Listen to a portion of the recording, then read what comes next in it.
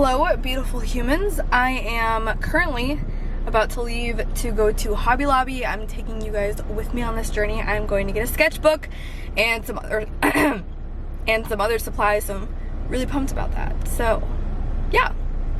All right, adventure time. Let's go.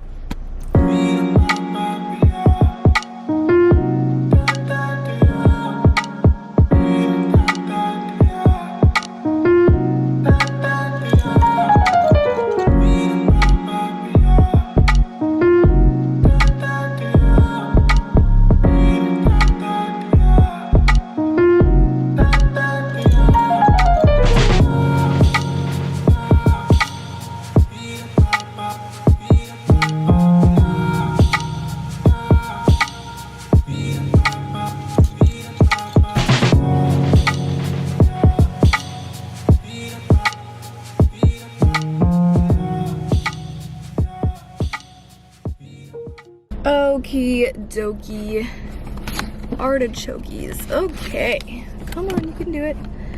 Okay, so that was a super productive trip, and they were closing like as soon as I went in there. I felt terrible for going in that late, but I also just really wanted to get this over with because yeah.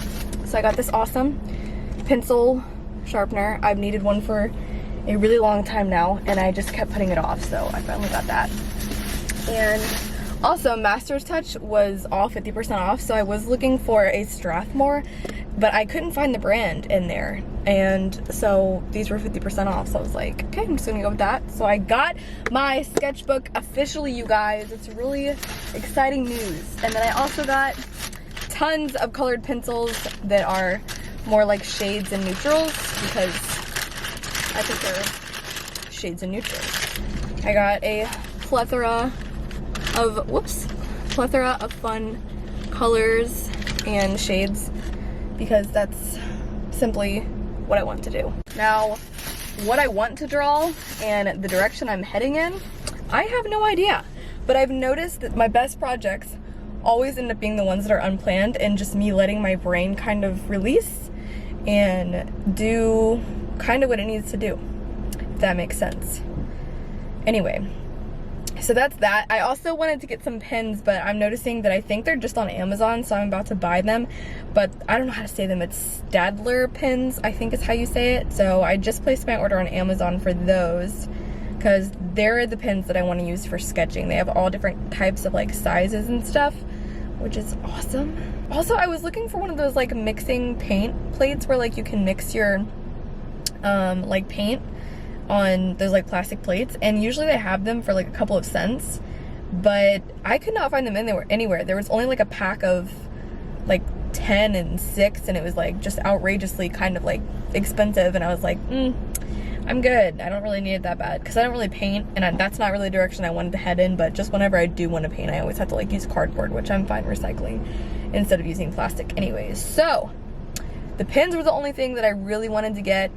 However, it's fine. We'll get those on Wednesday when they come in from Amazon, and hopefully by Thursday I can record my first draw with me, which will be airing on the 8th, I believe. Anywho, I'm really excited to finally get this over with. Not like over with, but like going out and getting that stuff is kind of like the worst part.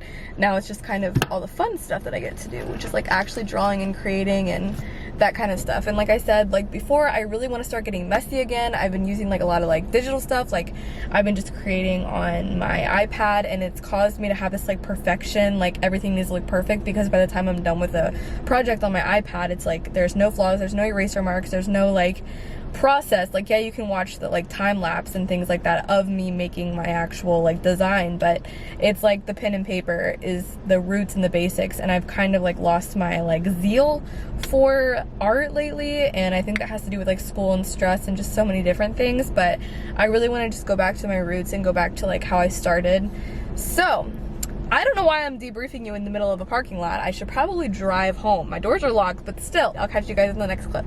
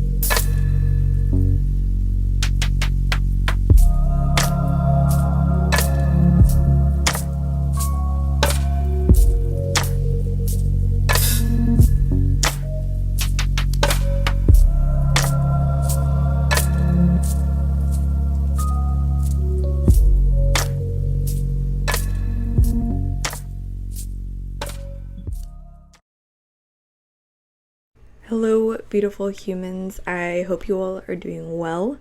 I am going to be doing this voiceover for the remainder of the video.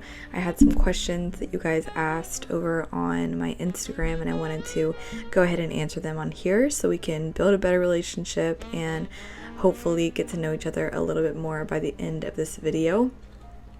So I wanted to start doing these draw with me videos because I feel like they're super relaxing and they actually really inspire me, and I know that they also tend to inspire other artists or other people that want to create, or they're simply just nice to have for background noise. If you are doing something, it's just nice to have someone kind of low-key hanging out with you. But I pretty much start off this journal and I use some references during drawing so that I can kind of stay on track, and I have a hard time sometimes getting things out of my head if I don't have a reference, especially drawing animals. So you'll see here I start drawing a frog, which I am actually super pleased with. I actually really loved my first spread in my draw with me. This is going to be the first of many draw with me's. I honestly really enjoyed making this video and forcing myself to sit down and pull something out of my head to create. So that was really fun, and I hope it inspired you guys as well. Well, I hope it inspires you.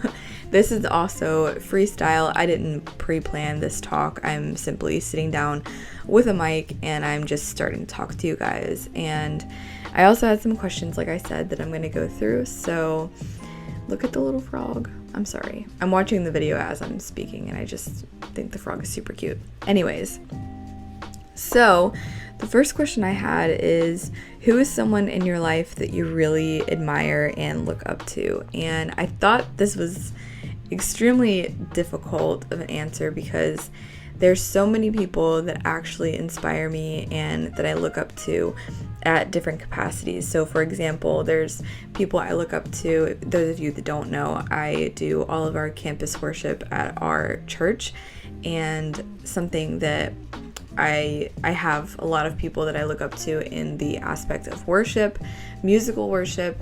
I have people that I look up to in the aspect of how they are empathetic. I have people that I look up to on how they are motherly in the way that they care for people. And I also look up to people in the way that they have friendships and how they care for one another. There's so many different people that I look up to and admire in my life, and so I'm going to discuss a couple of them that I feel I want to specifically shout out. And I would say the first one is my brother. My brother is the person that has always stood by my side and always, believed in me when I really didn't believe in myself, and he is really the person that always pushes me to know that life is always bigger than just me. However, I'm also very important. So he always pushes me to go outside of myself, but he also validates me and that I am enough alone as well. And that's one of the biggest motivators. And he's honestly the person that, yes, obviously Jesus is the one that saved me, but he's the one that really reached out his hand and showed me the way. So I'm forever thankful for my brother in that aspect. And another person that I really look up to is my mom. She's extremely dedicated, hardworking, and she values family. Super important to her, and that is something that inspires me.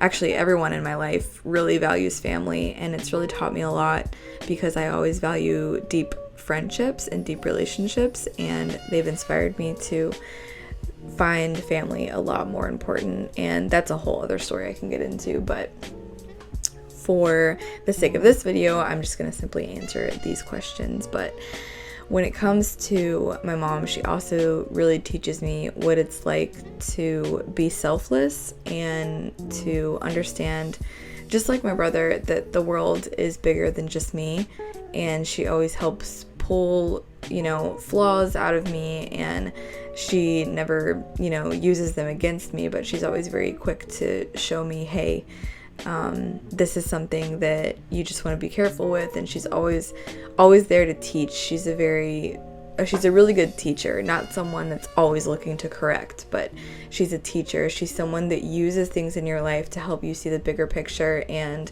I've learned so much from her and how easygoing she is, and just if plans change, they change, and that's just that. So that's super inspiring. I also am very inspired by my dad. My dad is an extremely hard worker and knows how to put all of his feelings to the ground and push through, and he has a lot of grit, and he knows how to stay determined and stay moving even when you don't feel like it. So I think that's something that really helps me with work ethic. He is extremely amazing at working and staying focused and, you know, not quitting until it's finished, but in a way where he also knows how to rest. So there's several things there that I can take from his experience in life and learning from him. And I'd have to say the last person I want to highlight, and probably the most valuable person in my life that I will highlight, is my fiance, soon to be husband, Carlos. He teaches me something every single day, but he's constantly making sure that I know how valued I am, how loved I am, not because of anything that I do, but how I was created. He's constantly reminding me about my identity. He's constantly showing me what selfless humility and serving others, and he's one of the, well, actually I have to say he's quite honestly the most humble person I've ever met in my entire life. He's constantly showing me that it's not about the people that see, but it's an audience of one, and that's Jesus. And he's super I really have no words for it. He's constantly showing a servant's heart. He's constantly showing what it's like to humble yourself, and if no one were to see you, do you still think of yourself that it's just as valuable? You know, who do you really do things unto? Are you working for people? Do you please people?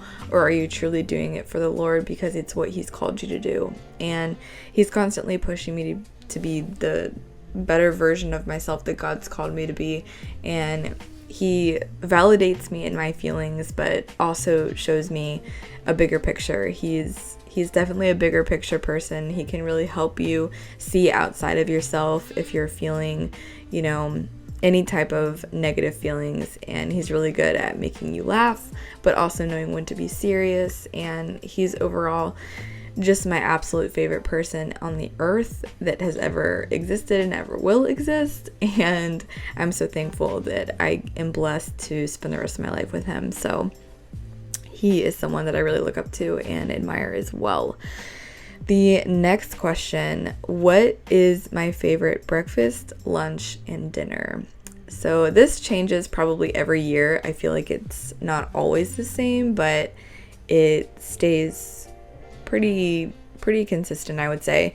But my favorite breakfast, and don't judge me, but I really started to get away from mayonnaise, but I needed something on sandwiches to kind of add, you know, some sort of condiment, I guess you can say. So I switched to making my own guacamole and like avocado mash. So my favorite breakfast is a toasted ham and guac sandwich. And I know that sounds kind of weird, but it's honestly my favorite breakfast, mixed with an iced latte or a cold brew with sweet cream. That is my absolute favorite, or a cafe con leche. That is just, it's honestly making my mouth water as I speak.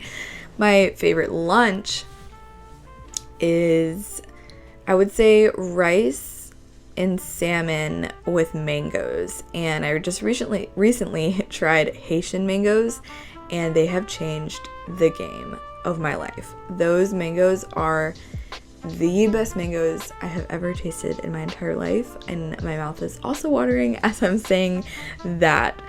And I would also have to say my favorite dinner is probably the same thing. I usually eat the same thing for lunch and dinner.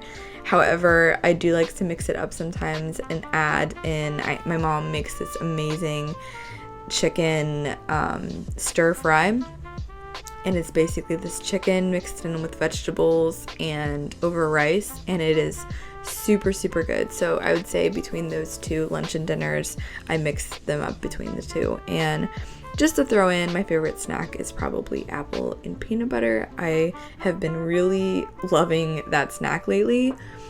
Also, I don't know if you guys noticed, but I recorded this in the morning, and the reason I did it is because there's this beautiful sun that comes in on my desk, and like you can see the plants moving outside with the sun shining in, and I thought that was super pretty. So I'm really glad that I caught that. But anyways, that's that. Moving on. My favorite dream/travel destination. Or no, sorry, I read that wrong. What's your favorite, oh my goodness, I literally cannot read. What's your dream travel destination? And I have to say my favorite place to vacation and my favorite ultimate place to visit, and I probably could live there if I, was called to, but is New York. I am obsessed with New York. I'm definitely a mountains girl, and I love the fall time without the leaves, but there's something about the city in New York that you can disagree, you can think whatever you want, but New York City is hands down my favorite place to adventure. It's honestly a place that I hold really dear to my heart.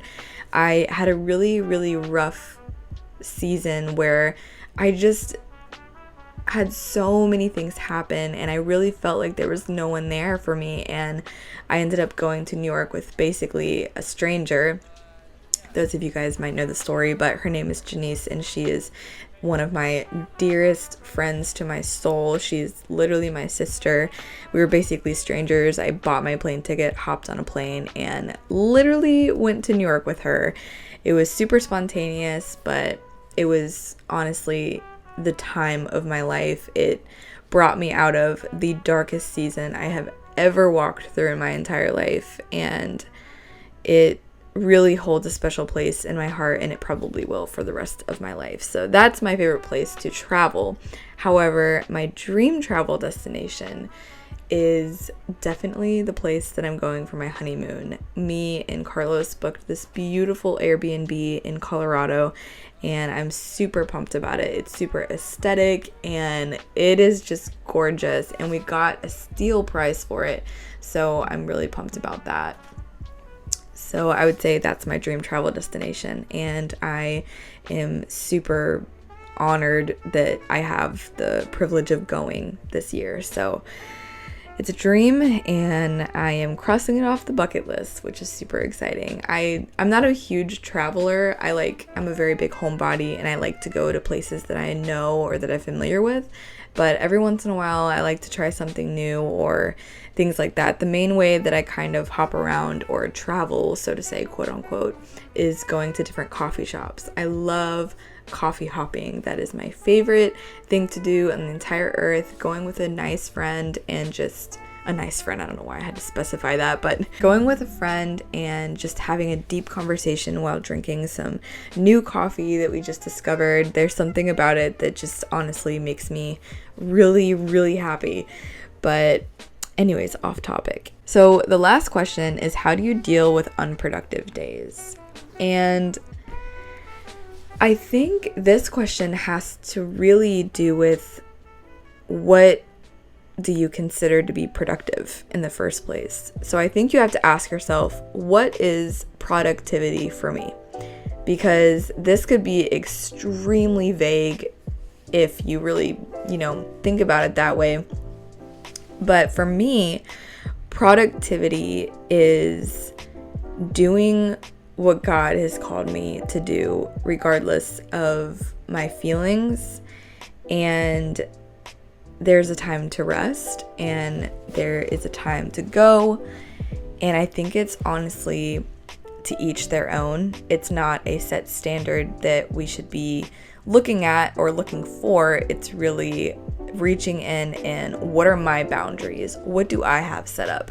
And there's several times that other people would say you should push through, but I know in my own heart that God's actually calling me to rest during this season or things like that. And there's certain days where I'm just like, oh my goodness, this is really hard. I feel like I can't keep moving forward.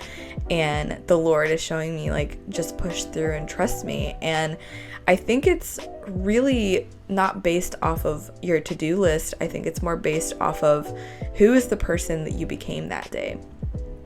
You know, I think that would be a productive day for me, is really at the end of the day saying, I became a better person today.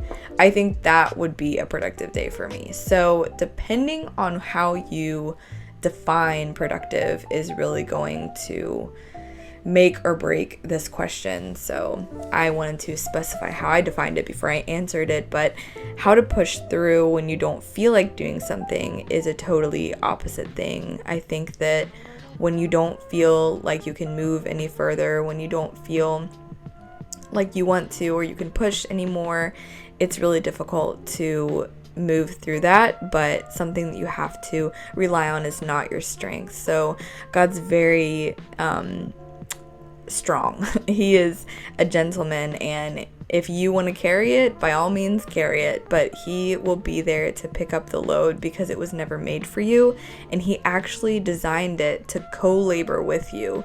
So when something feels too hard, it's most likely because you're depending and relying on your own strength, and it's only a matter of time before you snap or you break or you feel like your day was super unproductive. And that's not the life we're called to live. The life we're called to live is to be co-laborers with Jesus and to carry each other's burdens and to walk through life together in relationships. So again, I think it depends on your own definition of productivity. So I think first you have to ask yourself that, and then it's to each their own. Like I said, it's nothing that I can really explain to you, but I hope this helped give you principles and insight on how to properly view productivity in a way that will help your soul thrive and how you will become a better person that day. So that is all of the questions, and this is the end of my draw with me. I really enjoyed sitting down and talking, and I really enjoyed filming this, and altogether just putting it together and forcing myself to sit down and get creative. So I really hope you enjoyed this video, and I hope you enjoyed these questions being answered. If you have any more questions, or if you liked this video, please let me know. I would love to see your feedback because this is the first of many and I would love to improve. So I'm super open to any suggestions or any comments, any more questions that you guys may have, and I hope you guys enjoy the rest of your evening, day, or night. I hope you take away out of all of this that you are deeply loved, you are deeply valued, you are seen, you are heard, not because of anything that you do. It's simply who you are. It's how you were created. Thank you guys so much. I will catch you in the next one.